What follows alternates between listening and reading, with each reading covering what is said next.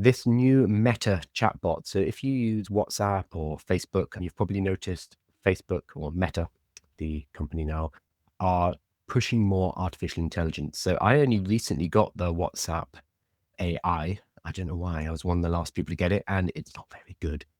But what they're trying to do now, which is really interesting, is they are going to build and integrate chatbots that message you first. So they are proactive chatbots.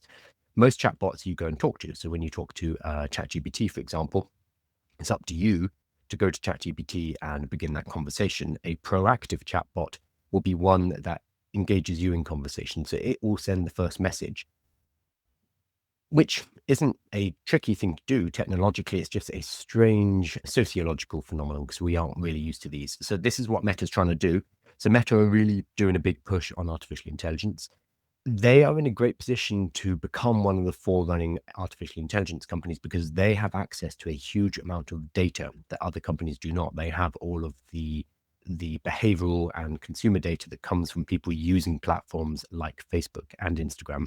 So they're in a really good position. But this new chatbot, it's not quite out yet. But here we go. I hope you're having a harmonious day, it writes. I wanted to check in and see if you've discovered any new favorite soundtracks or composers recently, or perhaps you'd like some recommendations for your next movie night. Let me know and I'd be happy to help.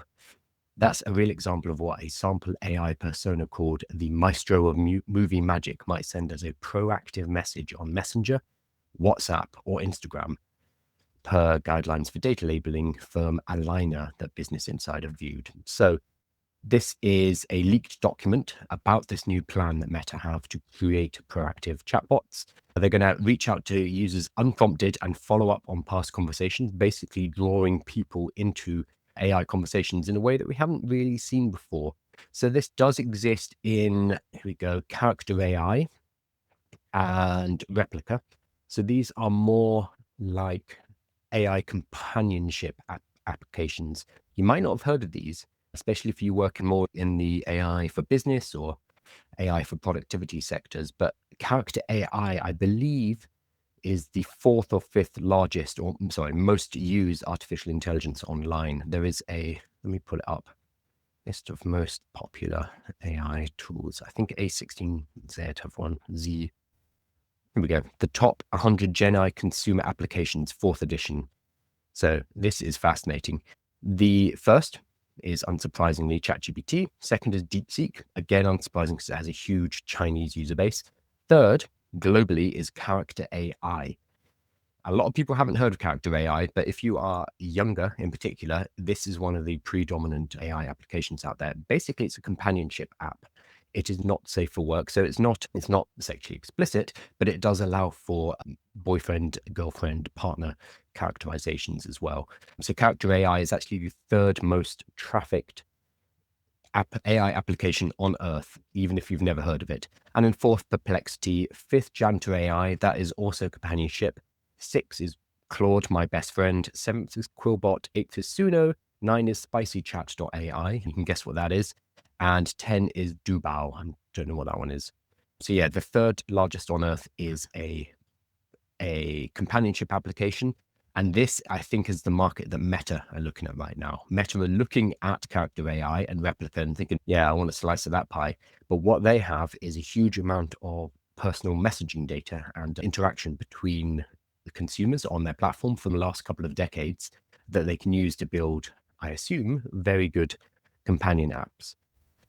So both Replica and Character AI allow their chatbots to initiate conversations and ask questions in order to function as AI companions. It's a very dystopian name, isn't it? And Meta are pushing in the same direction. When asked how Meta plans to address safety to avoid situations like Character AIs, there was a death of a 14-year-old, and one of the final messages he sent before he sadly killed himself was to Character AI, to an avatar of Daenerys from Game of Thrones. That's another story entirely, but it does bring up questions of safeguarding and how safe companionship AIs are, especially when they're used in lieu of actual therapy or actual human connection.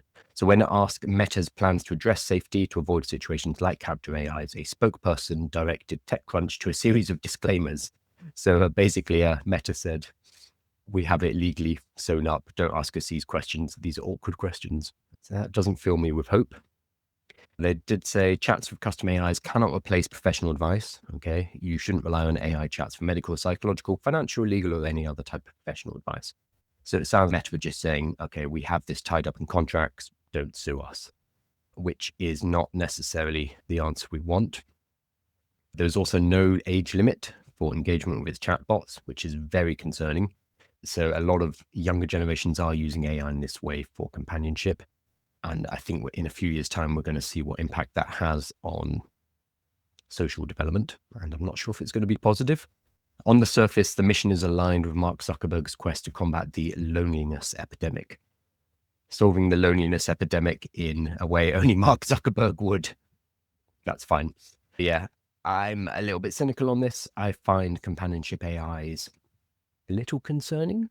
And I'm not sure if Meta are necessarily the best guardians of this technology, because their job is keeping people's attention in order to serve up advertising. That is their business model.